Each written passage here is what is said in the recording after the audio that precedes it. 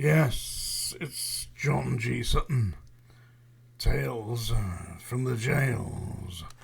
Today we're going to talk about His Majesty's Prison, Forest Bank. Been in the news today. Apparently they've released a rap video. It's been all over your YouTube apparently. Forest Bank inmates have been starring in their own rap video with lines like, "What does it feel like to all these years with live without hope?" No doubt the next line is, "Having to go in the showers and don't drop the soap." Yeah, something like that. Anyway, not too sure what this rap stuff's all about. But anyway, well done, Forest Bank. Oh, I forgot to mention, the mobile phone that it was filmed on was smuggled in. Makes you wonder who's done it, doesn't it? Who's done that? Smuggled a mobile phone into a prison. They're releasing this on YouTube. Well, apparently Forest Bank has got some serious problems. Apparently it's 300 over its stipulated capacity. It's run by a company called Sodexo. It's not a member of Her Majesty's Prison Service. It's run by a private company called Sodexo, who have had numerous claims against them by former members of staff for wrongful dismissal. They've seen a number of the staff prosecuted for... They had one member of staff prosecuted for bringing in 170 wraps of cocaine, apparently. Got sentenced to imprisonment for that. They've got numerous inmates that have been terminated in the prison. Recently they had a 10-man brawl. You know, one of these Wild West things. A bit like the Sons of Katie Elder or something like that, where they smash the place up and John Wayne goes in and breaks chairs over their heads and all that. A number of inmates hospitalised. They've also, this is a new innovation, the inmates' friends on the outside have started vandalising staff cars.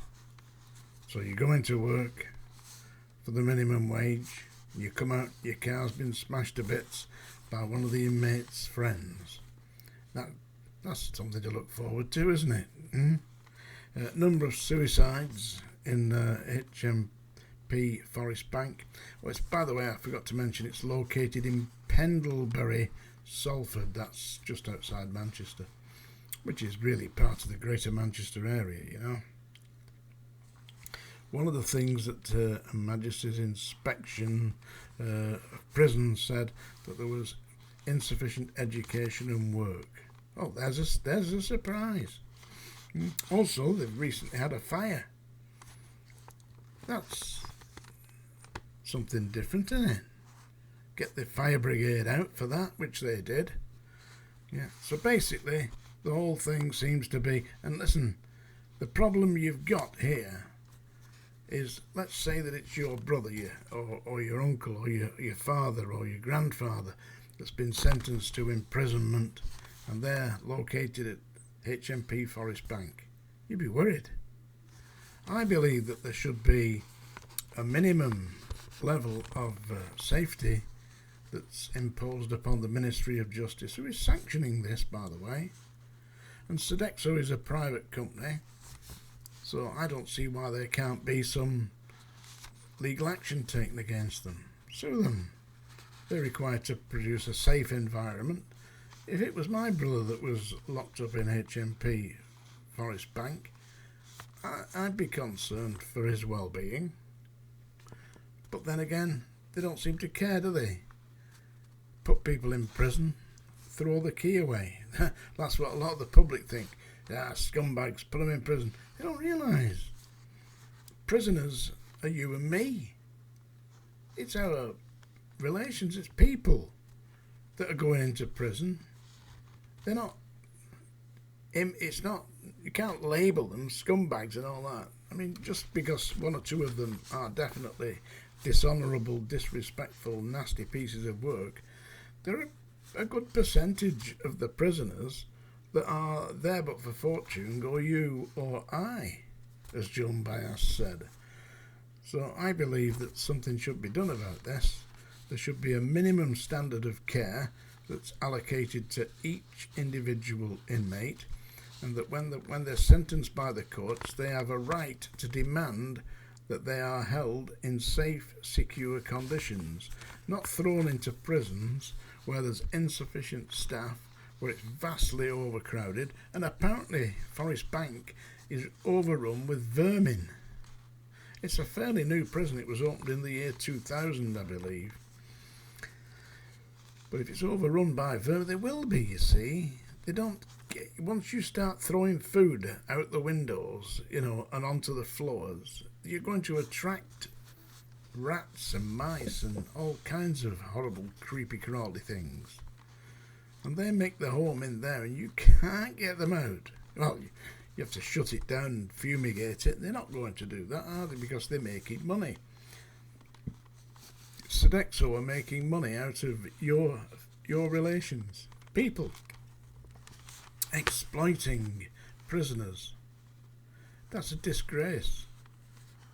The criminal justice system is there to serve the public, not the public to serve the criminal justice system. There have been in Forest Bank a number of female prison officers who've been imprisoned themselves for allowing their common sense to be undermined by sophisticated inmates who persuade them to smuggle telephones in, smuggle drugs in. They had one prison officer, who was smuggling spice in, which is some chemical drug. I've never experienced it myself, but it was impregnated into strips of paper that he was smuggling into the prison. No doubt imprisoned for that. But as I said yesterday, the prison system is feeding off itself. It's populating itself with former staff. How absolutely how long are we going to tolerate this? I believe, by the way, that the Strange Ways programme last night was good. I didn't see it myself. I've taped it. I will be watching it when I get some time, mainly because I'm working all the time. But I believe it was good. I believe Neil Samworth was on, discussing sentences of young prisoners, because they've done away with the postal system now. They don't have that anymore. It was a system for training people to get back into society. I believe that the way they trained them was bashing them around a bit. Anyway, that was my take for today, my little sixpenny worth. Yeah. And I sincerely hope... Oh, by the way, all the people who are commenting, thanks for that. And those of you who have bought my book and made nice comments and left me a review on Amazon, which is important for me if you do that, and you've enjoyed it, leave me a review. If you haven't, well, tell me, you can write it on Amazon. It's your life, your liberty. You read my book, you'll love it. Yes, folks, it's the song dinger. Yep, run for the doors, grab your goat. That's for Larry, by the way. He's a goat herd. You didn't know they had them, do they? Yeah, have them in Rotherham. Rotherham is part of Yorkshire. It still exists, Yorkshire, It's just outside Lancashire, God's country. Right, I'm going to sing you a song now. This is specifically for Lisa Marie Presley, who has passed away to spirit at the age of just 54. Very beautiful young lady. At the age of 54, died. That's a sad thing I've just seen online about Lisa Marie Presley.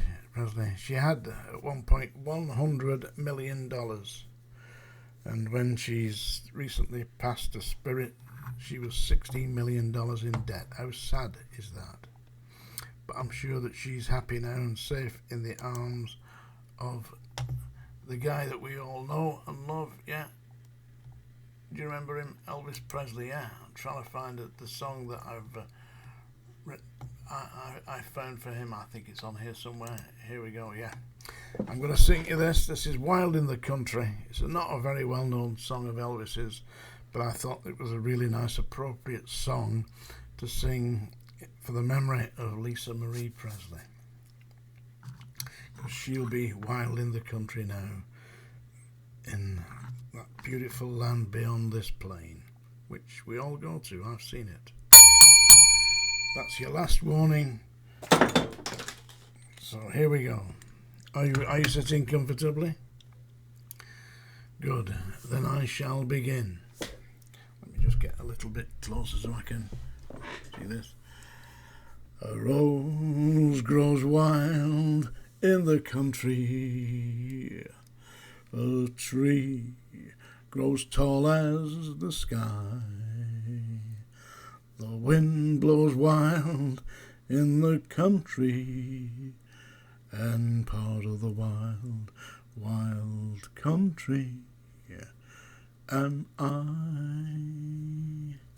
Wild, wild, like the deer and the dove, wild and free is this land that I love. A dream grows wild in the country, a love grows tall as the sky, a heart beats wild in the country, and here with a dream in my heart, part of the wild, wild country am I. There you go. That was for Lisa Marie Presley. Lady who had a bit of a troubled life. She's married to Michael Jackson for a while. She's moonwalking for real now. Tales from the Jails, John G. Sutton. Don't forget to buy my book, folks.